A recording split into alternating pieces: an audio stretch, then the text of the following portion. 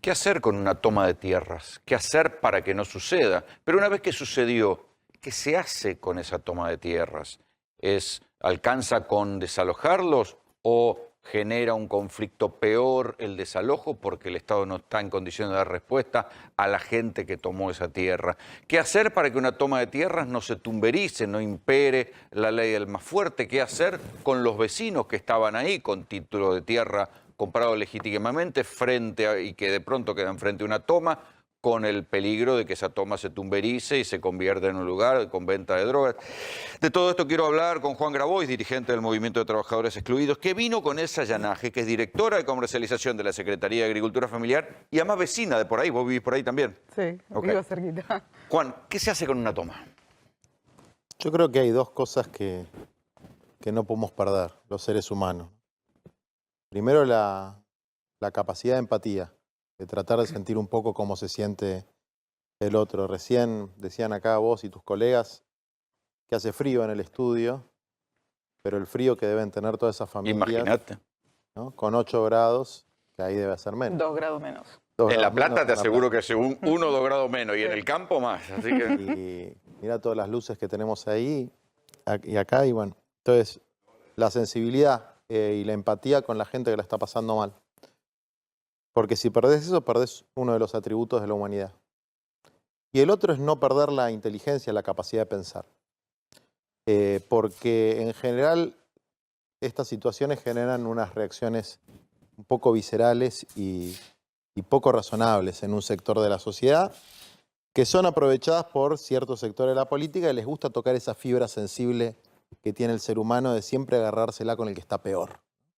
Es más fácil agarrársela con el de abajo que con el de arriba.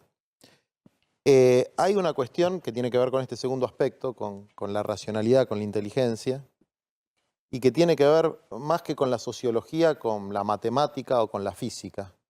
El espacio se agota y si no se construye suelo urbano, no se crea lugares para que las familias que se van... Cuando decís suelo urbano, le aclaro a la gente, es que alguien se pueda comprar su pedazo de tierra. Claro, un terreno urbanizado. Con un papel. Además del papel, que tenga agua, luz, cloacas, veredas. Es decir, suelo urbanizado o urbanizable por lo menos. Si no se crea eso, no solamente para los más pobres, también para los hijos de la clase media. Claro. Si no se planifica el desarrollo territorial de nuestro país, que está recontra concentrado en los conurbanos de Buenos Aires, de La Plata, de Rosario, de Córdoba. Y la verdad es que esto va a seguir sucediendo. Es que es una bomba social eso. Eso no puede no suceder, porque fíjate que en las condiciones que están esas familias, cuánto peor debía ser su condición previa, ¿no? Yo te lo puedo explicar fácilmente. Esa familia antes estaba toda entera en un cuartito de 2x2. Ya no podía vivir más así. Con el abuelo, el bisabuelo, el tatarabuelo, el padre y la madre. Digamos, no se podía vivir más así. ¿Por qué? Porque comprar un terreno hoy en la Argentina cuesta 30.000, 40.000, 50.000 dólares. Elsa, que es productora rural, antes que directora de cualquier cosa es productora rural, después lo puede contar mejor ella. Ella alquila su tierra y si la tuviera que comprar la hectárea que labura, la horticultura, necesita 100.000 dólares. Yo no conozco a nadie que tenga, ¿cuántos son 100.000 dólares? $1 millón de pesos. 100.000 dólares es un departamento en la Ciudad de Buenos Aires. Sí, claro. ¿Sí? Pero así son ¿Eso vale un lote para plantar? Básicamente sí, porque justo donde estoy yo viviendo hoy, lo cruza una avenida. Entonces, mediante la inmobiliaria cotizan un poco. Porque disputa con terrenos para construir barrios cerrados o casas. Exactamente, porque se está urbanizando justamente la parte donde es productiva, digamos. Era un cinturón bastante grande que hoy por hoy se va reduciendo justamente por el avance de la inmobiliaria.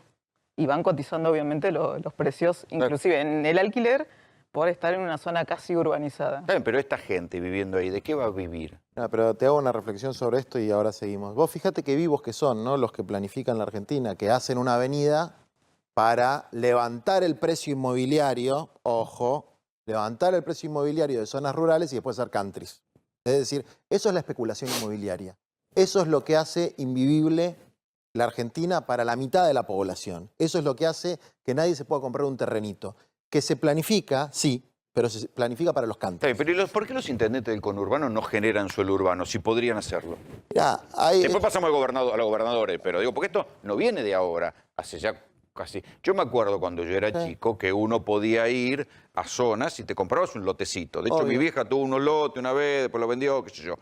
Y había inmobiliarias que te compraban el lote con escritura, Así tenías es. un boleto y una escritura. Eso casi no existe más. Yo vivo hoy en por hoy. en un barrio que se hizo en la época de Perón, donde todo el mundo se compraba su lote, lotes grandes de 500 metros, a pagar a 40 años, Loteos. loteos, que no tenían todos los servicios, porque la gente se los iba poniendo de a poco. Claro. Pero tenían la posibilidad de tener lo propio. ¿Por qué no existe más eso? Bueno, no existe primero por la especulación inmobiliaria. Segundo, porque efectivamente los intendentes no frenan la especulación inmobiliaria porque muchos prefieren más tener countries que barrios obreros, que es lo que hay que desarrollar. Pero yo Barrios- te pregunto, del mismo modo, ¿una villa no es funcional a una interna política, un puntero? Todo lo que sucede es funcional a alguien. Y todo ese tipo de maniobras se montan sobre una realidad material absolutamente innegable, que es que no hay terrenos suficientes para la gente. Entonces, que hay más gente que terrenos disponibles. Es lo mismo que pasa con el tema laboral. Es decir, es un sistema que excluye del mercado inmobiliario y del mercado laboral a un tercio, a casi la mitad de sus hijos e hijas. Y eso hablando del urbano. Nosotros tenemos el 93% de la población en zonas urbanas. Alemania tiene el 21% rural, el 79% urbano. Es Y decir, que se considera un síntoma de desarrollo humano no hacinar a la gente en las exactamente, ciudades. y estamos hacinados. Y en el cinturón hortícola de La Plata, que es lo que conoce ella, como en todos los que hay, en vez de protegerse eso, que es lo que te trae las frutas, las verduras, etcétera, lo van a destruir para hacer countries para pocos, ¿no? Entonces, ese laburo que hacen ellos, que es lo que permite que cualquiera de nosotros vaya a comprar una verdulería, lo van a destruir, lo van a encarecer, y más de 50.000 familias que están en la misma situación que Elsa no se pueden comprar el terreno que arriendan porque no existe ningún acceso al crédito para ellos.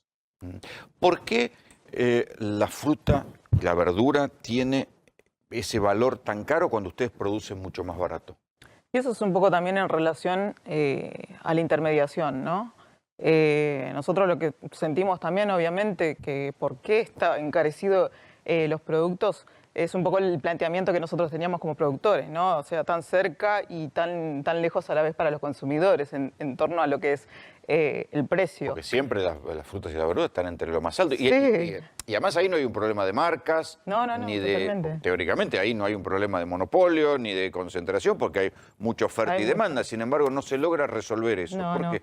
Y aparte porque, Coson, en La Plata se produce alimentos en todo el año, cosa que Claro. quizás en algunas provincias no puede hacerse esa rotativa, ¿no? Lo que me pasó a mí particularmente fue en la pandemia anterior, en el 2020. Nosotros justamente yo sigo produciendo y viviendo en la misma quinta que trabajo. Producíamos tomate, ¿no? Un ejemplo para tirar ¿A cuánto producís un kilo de tomate? Vamos al ejemplo concreto. ¿A cuánto? Vamos. Yo vendía en el mercado, o sea, venía culata de camión, me compraba ese cajón de tomate de 18 kilos a 250. Ese No sé, cajón. haceme la cuenta, un kilo, ¿cuánto? No, no, no. Nada. Pero lo que quiero es ejemplificarte esa parte. Esa Me parte. voy a hacer la cuenta mentalmente, no puedo. 18 kilos. A ver, ¿me ayudan, 200 che? 18 kilos, 250 el cajón, ¿no? Sí, sí, sí. Y en el mercado lo estaban vendiendo a 1.000 pesos. Ese mismo cajón, ahí, de 18 kilos. 4 veces. Ahí hay- Imposible. nosotros y eso no- es solo el mercado. Y el eso es solo mercado el mercado. subes a la verdulería que le cargan su margen. Exactamente. Nosotros no somos, lo que tenemos nosotros como productores es que no somos ¿Y formadores por qué no de pueden precio. vender ustedes? ¿Por qué no pueden tener su propia verdulería? Porque lo que pasa es que la verdulería viene y te compra 2 cajones, un cajón, no te va a comprar ¿Ustedes 50 por qué no pueden cajones. tener sus bocas de expendio? Contarle lo que hacen. Tenemos nosotros un galpón de acopio que justamente es justamente para revertir estas cuestiones, para concentrar... ¿Por qué no en- van ustedes su propio local en el mercado central? ¿Qué sé yo? Tenemos también el tema que el mercado central por qué es no un se monstruo. nota? Es el monstruo del mercado central y aquella persona que van como nueva tenés que hacerte tu clientela.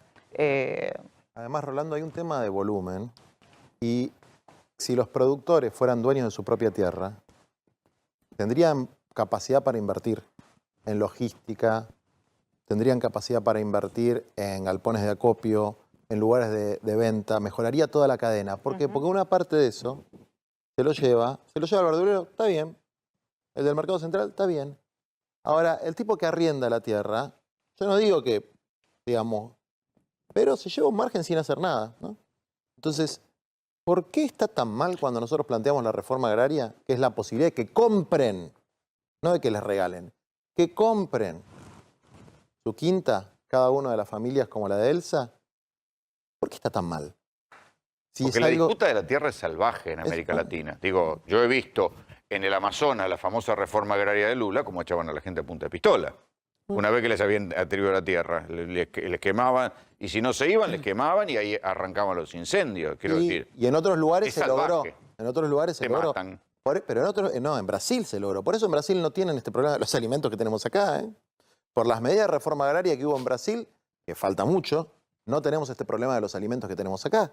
Porque hay 20% de población rural y tienen capacidad de producción de alimentos y no están sometidos a la situación que están sometidos ellos, porque otro problema es que en general no pueden vivir en la quinta. Explícale vos por qué no pueden vivir en la quinta. Bueno, pues justamente porque cuando el dueño de la tierra nos alquila, no figura en el contrato justamente de alquiler que es tierra solamente.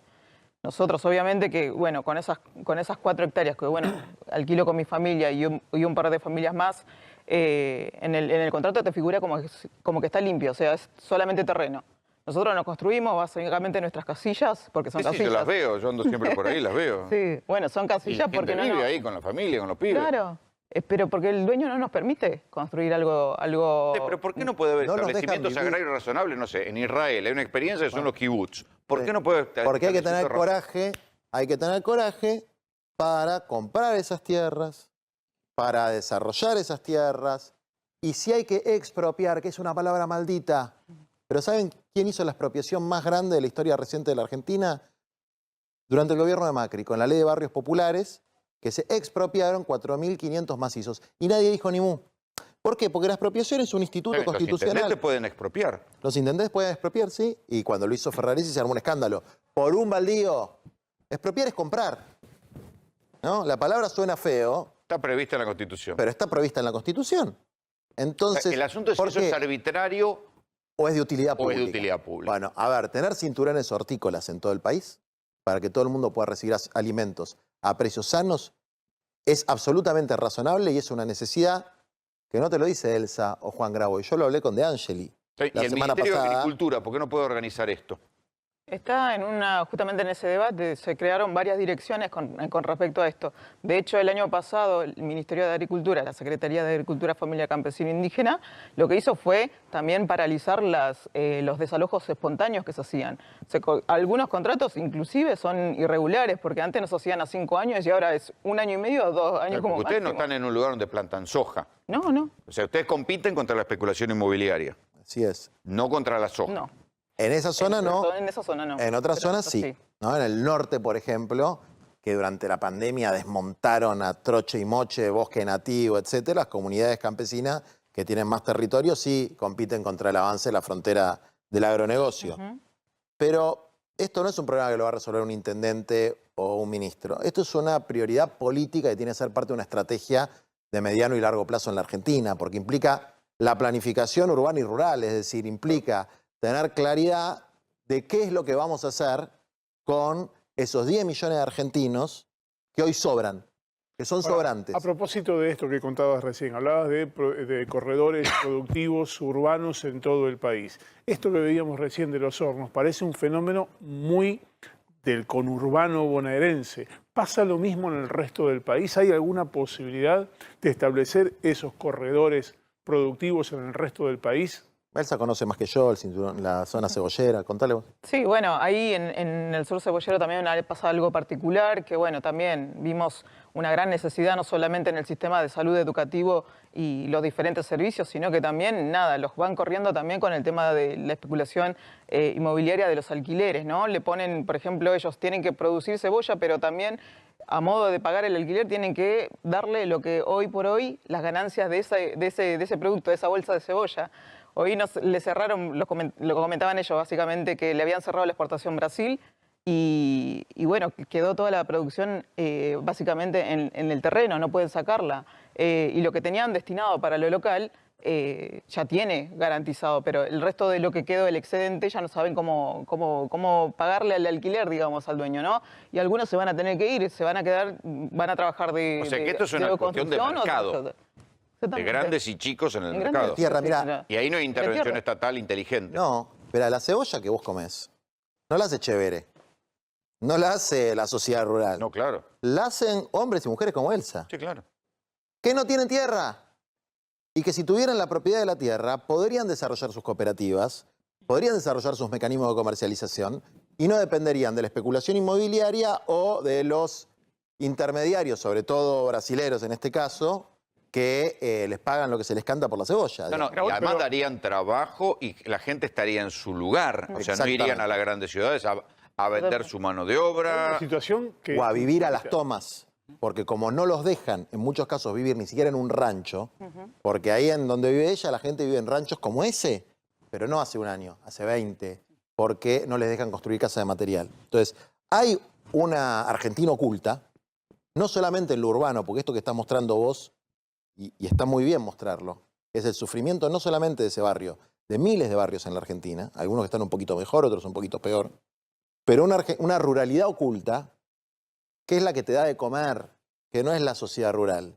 Y esa ruralidad oculta no tiene ni siquiera el derecho más básico que tiene que tener un productor, que es el derecho a la tierra. Grabois, ahora yo te quería consultar por un proyecto que creo que esbozaste, hiciste una referencia recién, a ver si estamos hablando de lo mismo. Yo soy de los que me sorprendió que durante la gestión anterior se hablara, con el trabajo de las propias organizaciones, de un relevamiento de asentamientos, barrios tomados, villas, no solo con el fin de urbanizarlos, sino también de avanzar en algo que parece revolucionario, que es darle la propiedad, avanzar en la propiedad, de que la gente pueda tener ya su lugar. Así es. Primero, consultarte en qué quedó eso, si quedó en la nada, si se avanzó, si la pandemia es un obstáculo para todo, o te decepciona que durante este gobierno quizás no se haya avanzado más en profundidad con eso. Y después, si la toma es como la única posibilidad de destino para mucha gente para tener su tierra, su campito, su lugar. Te contesto lo último y después voy a lo primero. Hoy, como están las cosas, el único modo que tiene una familia pobre de acceder a un terreno es la toma. Esto no es apología. ¿La toma o la villa? No, sí, acceder a un terreno. Ah, sí, el terreno. Sí, está ¿No? bien. O sea, porque la villa... La villa también está alquilando incluso. No, para acceder a un terreno es la toma. Esto no es apología, esto es una descripción de la realidad. No hay otro modo. No hay crédito, nadie tiene el dinero para comprarlo, Pero una toma no hay oferta estatal. es un delito. Mira, es peor que plantearlo en esos términos, porque en última instancia eso será un problema de naturaleza jurídica. Es peor, es eso. Es Sí, pasarse 2, 3 años en una inhumano. situación inhumana. Entonces, hoy es eso, si no hay una política planificada. En relación a la ley avanzó y se aprobó durante el gobierno de Macri por unanimidad en ambas cámaras. ¿Por qué? Porque los movimientos populares tenemos capacidad de interpelar en cualquier contexto político. Cuando hay un gobierno que nos gusta menos, o que no nos gusta nada como el de Macri, y cuando hay un gobierno que nos gusta un poco más, o en el que tenemos más expectativas, como el de Alberto. Y no solamente se avanzó, sino que a partir del impuesto a las grandes fortunas, Máximo Kirchner tomó una decisión muy importante, que fue asignarle el 15% de ese impuesto, que fue hace poquito, ¿no?, al financiamiento de las obras de urbanización de los barrios que fueron declarados de utilidad pública y expropiados por esa ley. Y que durante un año en la gestión de María Eugenia Belsa no avanzaron para ningún No lado. avanzó porque no se creó el fideicomiso, eso es cierto también. Bueno, y ahora están Ahora avanzando. empezó, ahora hay 127 obras en marcha, falta un montón, hay 127 obras en marcha. Bueno, vamos a ver qué pasa en los próximos 2 años, ¿no? Ahora yo me pregunto, en el peronismo, ¿sí? Perón, Sí. era otra época, había menos tecnología, el peronismo construía casas, y había, digamos, tan difícil es construir las Es casas. que el Por ejemplo, en la problema- Argentina del siglo XXI, con mejores máquinas, mejores tecnología, se pueden hacer la agrimensura por drones. ¿Por qué es tan lento todo y tan trabajoso? Porque hay intereses enfrente. Mira, te lo voy a hacer bien claro. El problema no es la construcción de las casas. El problema es la tierra. Y vos se lo puedes preguntar esto a Ferraresi. Pero si a las quien villas ya quieras. están hechas, están tomadas la tierra. No, eso es para urbanizarlas. Eso Sí. es otra cosa. Eso va a andar. Eso hemos puesto en marcha una maquinaria que es imparable, que es la ley que le da la posesión Pero va lento, Juan. a toda la... Sí, bueno, empezó hace 6 meses. Ojo, esto es histórico. En todos los barrios hay un fideicomiso que en todos los barrios, a lo largo de 10 años, se va a urbanizar. Pero eso no alcanza, por eso son los barrios que ya están. ¿Eso da laburo? ¿O da Sí, poquito? eso da mucho laburo, mucho laburo. No sé, no. Ese es el proyecto, es que acaba de empezar, te estoy diciendo, digamos, el fideicomiso. Con Bielsa no se puede... El martes voy a ir a una, mira. Con Bielsa no se puede firmar el fideicomiso. Ahora, el martes se firma una de las obras más grandes de urbanización de la historia argentina, que es la Rubita en el Chaco, digamos. Yo eso lo sigo muy de cerca. El fideicomiso empezó hace 4 o 5 meses y ya se iniciaron 127 obras. Es decir, eso va en marcha y creo que los 2 años que viene va a explotar. Pero eso te resuelve el problema de la gente que ya está. El problema de la gente que viene, los que están hacinados. Entonces, ese problema, si vos vas por la ruta que va a La Plata, ¿no? A la casa de ella, mirás a la derecha, 36. mirás a la izquierda, ¿qué hay ahí? Nada. Tierra, ¿no? ¿Y por qué en esa tierra no se puede construir? Pero este problema, ¿Por qué no se puede construir? ¿Sabes por qué? Porque hay que tener coraje y decir, Señor, esto es declárese para de utilidad construir. pública y sujeto a expropiación, y cuando venga algún macrista a decirte castrochavismo, decirle, pero fíjese la ley que firmó Carrió, Negri y Mazot y votó todo el gobierno. También era de expropiación. Entonces, que a veces es buena y a veces es mala. Si es de utilidad pública y se le paga la indemnización al propietario, genera es legal, desarrollo alrededor. lógico. Y además genera mejores condiciones para los laburantes de esa zona, para el albañil, para el colectivero, genera trabajo. Lo que no sirve para nada es mantener a la gente hacinándose 20 personas en un cuarto de 2x2 y cuando aparece la persona 21, y la verdad es que es medio obvio que van a ir a buscar un terreno y lo van a tomar. Nos guste o no nos guste, Pero es este la problema- realidad. Este problema, a ver, viene de hace mucho tiempo, no solamente desde el gobierno de Macri, viene de gobiernos anteriores, pero para Es un gobierno otra cosa, de 40 muchas años. veces se está adjudicando este problema a la pandemia. Sí, el problema de las tomas. Esta toma, fundamentalmente la de los hornos, empezó mucho antes de la pandemia. No, la pandemia Empezó un par de meses antes. Entonces, la verdad que, ¿cuál es la lentitud en resolverlo? ¿Cuál es la medida que falta? Porque pasaron gobiernos peronistas, kirchneristas, macristas, ahora está el de Alberto, que tampoco termina de resolverse este problema. La pandemia lo único que hizo fue visibilizar cosas que ya estaban, digamos. Visibilizar el hacinamiento que existe. Entonces, esto es una política de Estado que tiene que durar varios años. No se puede resolver por arte de magia. Varios años. Perón hacía los planes quinquenales. Te decía cuántas casas iba a construir cada año, cuántos terrenos iba a hacer cada año. Hoy nadie te puede decir eso. Es la improvisación constante. Si hay una política pública que tiene una orientación porque tiene una ley, es la urbanización de los barrios. Pero eso es nuevito. Ahora hay que ponerle plata, hay que darle prioridad política. Y eso va de la mano con el laburo de Elsa y de los productores. Porque tampoco podés estar sobreurbanizando todo el tiempo. La impresión que muchos nos llevamos es que está todo bien con Alberto con lo que dice, pero la proporción de lo que se hace es muy chiquitita. En lugar de haber un shock de construcción de vivienda, hay una aspirina contra el cáncer. ¿Y qué querés que te diga? Estoy de acuerdo. Pero vos apoyás al gobierno. ¿Vos sos macrista vos? No, yo soy periodista. Ah, ¿y qué? ¿No tiene ideología los periodistas? Sí, Bueno. pero trabajamos de otra cosa. Sí, yo apoyo al gobierno, sí. Apoyo al gobierno, pero apoyo al gobierno por una cuestión de realismo político. Uno elige entre opciones existentes, no entre lo que uno quisiera y lo que uno no quisiera, digamos. Y Elige cuando hablas de esto con ellos, con Espera, los déjalo ministros, terminar, espera. Sí. Sí. Entonces yo prefiero infinitamente este gobierno al gobierno de Macri, lo cual no quiere decir que sea el gobierno de mis sueños. Pero creo que en algunas cosas se está arrancando y en otras cosas anda mal. El tiempo corre, el reloj corre. El tiempo corre, el reloj corre y esa urgencia le tiene que arder a los que tienen mayor responsabilidad, que es el presidente y sus ministros. La impresión que uno se lleva es que el gobierno parece que tuviera la reelección asegurada todo el tiempo del mundo y el péndulo no fuera a volver al neoliberalismo y entonces las cosas se hacen con un tiempo bíblico, cuando la verdad que era el propio presidente que decía que creó un ministerio de vivienda para acelerar las construcciones. No se está viendo todo eso. Hay que apretar el acelerador, no te quepa la menor duda. La continuidad, digamos, el éxito del gobierno Pero la gente y la no se puede continuidad de un cansar proyecto la popular, lentitud, pero de la obvio que falta se de puede respuestas. cansar. Es más, la gente está mal, está muy frustrada. Yo te diría más, si la oposición no fuera tan horrible, si no fueran tan horribles como son, y sería más difícil esta elección. Lo que pasa que es, la gente hace la misma evaluación que hace cualquier persona razonable, que es yo tengo para elegir entre esto y esto. Sí, Bobby, perdón, te No, corté. simplemente el que tiene diálogo, supongo que con ministros, con referentes, o por lo menos gente de tu grupo de trabajo lo tiene, está cerca, incluso algunos pueden llegar a ser candidatos, se dicen. Ella va a ser candidata. Bueno, entonces, a ver, ¿qué te provoca como reacción cuando vos decís la única posibilidad de que un argentino humilde llegue a un terrenito en un gobierno peronista es la toma? Y me da bronca, ¿qué querés que te diga? Me da bronca y por eso militamos, para cambiar esa situación. Estamos en un peronismo pobre. Estamos en un país pobre. Pero un peronismo que... Empobrecido, pandemia. mejor dicho. Peronismo, una gestión de un gobierno justicialista que aumentó la pobreza. Está bien, está la pandemia, pero ¿cómo cuánto la gente lo va a admitir eso? Lo que yo creo que hay que reflexionar es si se podrían haber hecho mejor las cosas en este contexto, y claramente sí. Ahora también hay muchas cosas que se hicieron bien y hay muchas cosas que se hicieron con buena intención y salieron mal. Creo que esta segunda etapa, que viene después del proceso electoral, y que falta poquito, no es que falta mucho, bueno, es la etapa donde va a ser a muerte o verdad. Ahí se va a ver de qué está hecho esta coalición política, no solamente el presidente, ¿no?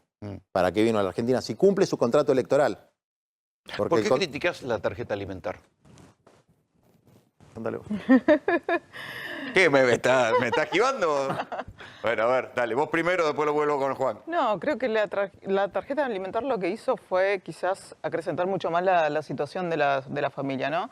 Y no fue viable porque no fue planificada exactamente para las familias. Lo que decía la tarjeta alimentaria un poco era, bueno, comprarle al productor, pero tampoco se planificó en relación a eso. O sea, que terminan comprando a los monopolios o los oligopolios alimenticios. Exactamente, pasa eso. Que hay una disputa, ¿no?, entre los productores que quieren formalizarse, bancarizarse en algunos casos, contra los almacenes o los grandes supermercados, que al final terminan yendo a ese lugar o terminan acorralando también a los productores, ¿no?, para que no puedan vender más. Y nosotros sentimos como productores, obviamente, que no fue viable. Recién hablabas de esa cebolla que por una cuestión se tiene que quedar en el campo. Es una cosa insólita que tenga que quedarse en el campo cuando hay gente que tiene hambre y eso está quedando en la tierra. Exacto. Y además, la cuenta que preguntaba Rolando recién, tu kilo de tomate vale menos de 14 pesos. 13,88. ¿Y se vende cuánto? ¿Arriba de 100 mangos? Claro. Mira, la principal crítica es que una política es lo que dice Elsa, digamos, una política tan grande, de tanta guita, no tiene que ser solamente una política de consumo, también tiene que ser de producción. Entonces vos tenés que incentivar que ese consumo vaya direccionado a promover las pymes, los pequeños productores, no a los 5 gigantes de la industria de alimentos y a las 7 cadenas de Pero el problema es supermercados. el cómo, Juan. Porque todos estamos de acuerdo. Sí. ¿Cómo? Nadie le encuentra el cascabel al gato para el cómo. Bueno, pero- Porque todos dicen, bueno, hay que construir 1 millón de viviendas. ¿Cómo? Yo sé cómo, pero no soy No presidente. te dan bola. ¿Qué querés que te diga? Yo sé cómo. Le llevé el plan número 1, el plan número 2, el plan número 3. No me dan bola. Capaz que cuando sea presidente lo hago. Va. Digo, pero nadie resuelve el cómo acá. No, yo sé cómo. El problema del cómo... Nosotros sabemos cómo. Mi generación sabe cómo. Pero hay que tener coraje. Ese es el problema. Porque yo te planteo una respuesta. Te digo, para construir 200.000 viviendas, hay que desarrollar toda, digamos, la periferia de la ruta Buenos Aires-La Plata, la autopista Buenos Aires-La Plata. Ahora hay que expropiar esa tierra. Entonces ahí, no, que no se puede, que la propiedad privada, No, hermano, está en la Constitución, mire, declare, hay que pagarle... Toda la autopista Buenos Aires-La Plata hay una parte, por lo menos a la Bueno, izquierda, te estoy dando un pasando ejemplo. Berazategui, que es tierra rural. Sí. No es tierra baja, no es tierra inundable. No, Entonces no. se podría perfectamente construir ahí. Pero además, vos se podría fijate, hacer una ciudad ahí. Vos fijate la voluntad de ese muchacho. Son como los pioneros. ¿Viste cuando dicen algunos bisnietos de chacareros, vinieron mis abuelos, que tenían una mano adelante y una mano atrás, que es la historia de ella, ¿no? Los padres de ella que vinieron de Jujuy, etcétera, que hicieron todo de abajo, y que se esforzaron, hicieron la casa. Son estos pibes, son estas familias, son los que no tienen oportunidad, como tuvieron los inmigrantes que tenían un poquito de tierra para ir comprándola y pagándola en cuotas, que los esperaban con la tierra, con el arado desierto. Hicieron toda la nada. Esta gente no tiene la posibilidad ni siquiera de hacerlo de la nada. Pero- Vos dale un terreno de 300 metros cuadrados con servicios, ni siquiera con servicios, legal, y vas a ver que en 5 años tenés tremenda vivienda. Vos sos más revolucionario, pero desde el gobierno parece que no toman esa medida. O sea, no quieren te hacerlo. quieren quedar bien, como se dice, con el Dios y con el diablo. Nadie toma la medida de, por ahí, cortar una protesta, que también está mal en este momento. Tampoco toman medidas de expropiar una tierra que también estaría mal desde un punto de vista de la propiedad privada. ¿Por qué está mal? Esto es lo que yo quiero desmistificar. Por favor, llámenlo a este Sapsay, a alguno de estos charlatanes del constitucionalismo. ¿La expropiación es un instituto constitucional o no? ¿Es legal o no? Es legal, es un instituto constitucional, se ha hecho... Hay temor a los abusos. ¿Qué? Hay temor No, a los abusos hay que evitarlos, como en todo. ¿Qué es un abuso? Usarlo de la expropiación para sacarle, confiscarle a alguien Yo algo conozco que está usando. intendente como el intendente de Castelli, que por ejemplo, en el Sí, medio tal del cual. ejido urbano expropió una quinta y hizo suelo urbano y lo tiró. Excelente ejemplo. El intendente de Castelli, ejemplar. Nadie lo acusó de castrista. Para nada. El intendente de Gualeguaychú, lo mismo. Prohibió el glifosato, ganó con el 65% de los votos, la provincia donde Bordé, Echeverre, Peronista y Cambiemos tienen pactos de poder y de distribución. Ahí me hiciste acordar, ¿vas a llevar a la hermana de Echeverre como candidata a diputada? Obvio. Sí. Y le va a ganar Dolores. Y la gente la quiere a Dolores. Sí sabe que Dolores está luchando por lo justo y que esa era su casa y que la sacaron de su casa y además que es solidaria con los demás y que parte de la tierra que le corresponde a ella quiere que la produzcan los pequeños productores. ¿Y va a ser una paso en Entre Ríos? Vamos a ver, qué sé yo. Recién- Capaz que vamos por afuera y que se embromen, digamos. ¿Por qué? Porque yo estoy de acuerdo con algunas cosas que vos planteás, digamos. El Frente de Todos sirve si se cumple el contrato electoral. Y el contrato electoral es resolver los problemas de la gente. Que Pero pueda vos lo comprar mirás el desde punto de morfi, vista que pueda tener tierra, que pueda tener... Sí. Vos lo mirás desde el punto de vista político y es lógico. Sí. Yo lo miro desde el punto de vista de gestión y de las propias cosas Sí. que se pusieron como prioridad Sí. a la hora de ganar las elecciones. Sí. Y eso, está bien, estuvo la pandemia, ya sabemos, pero todos nos llevamos la impresión de que lo que se prometió va muy lento y poquito y con Está cuentagotas. bien, pero yo eso ya te lo reconocí, te lo concedí y comparto la crítica y la hago todo el tiempo. No voy a seguir, ¿no? Metiendo sal en la herida, porque aparte, a mí cuando digo las cosas que digo, obviamente algunos compañeros se enojan, ¿no? La verdad que se enojen no me preocupa por el enojo, sino que me hacen reflexionar. Y uno no puede decir, porque medio que lo dijiste ahí, bueno, pasó la pandemia y qué sé yo. La pandemia es un dato que cambia todo.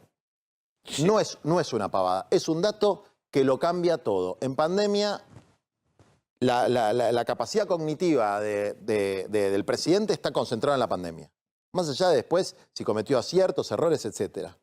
Lo que sí fue un error, y lo puedo decir porque yo se lo planteé al presidente, es no haber construido, si él estaba en la vanguardia, en la trinchera de la lucha contra el COVID, una retaguardia que planifique la pospandemia, que todavía no empezó, que va a empezar el año que viene, cuando la mayor parte de la población esté inmunizada. Bueno, estamos a tiempo todavía. Y hay 2 años más de gobierno del Frente de Todos para cumplir el contrato electoral que viene muy demorado, y estoy absolutamente de acuerdo con vos con que viene muy demorado. Y cumplir el contrato electoral es tierra para vivir, tierra para producir, trabajo para ganarse el mango Y alimento barato. y alimentos accesibles para el pueblo.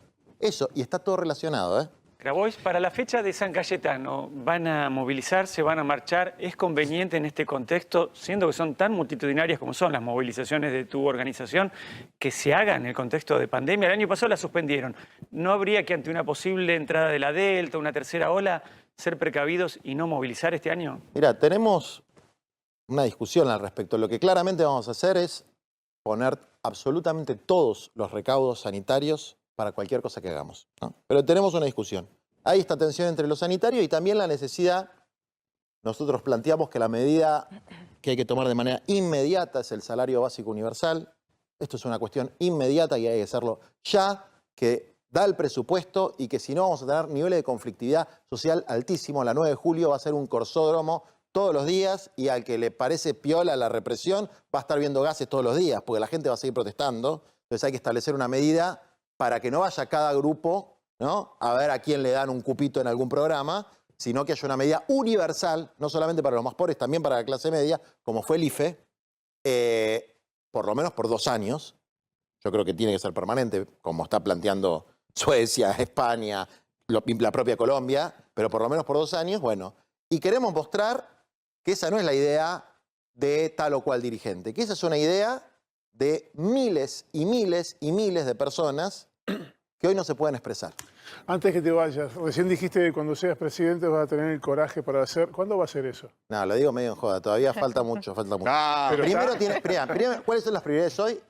Que una productora del cinturón hortícola de La Plata como ella sea diputada. Que una cartonera de Villa Fiorito sea diputada. Que los pobres, que los trabajadores, que la gente que está invisibilizada tenga acceso a los espacios de poder. Porque ya probamos con muchos abogados, como quien les habla, con muchos profesionales, con mucha gente linda, con physique du rol, con carita blanca, qué sé yo, y nos fue bastante mal. Empecemos a probar con la gente que tiene experiencia. Elsa, Juan, gracias por venir. Muchas gracias. Nos vamos a la pausa.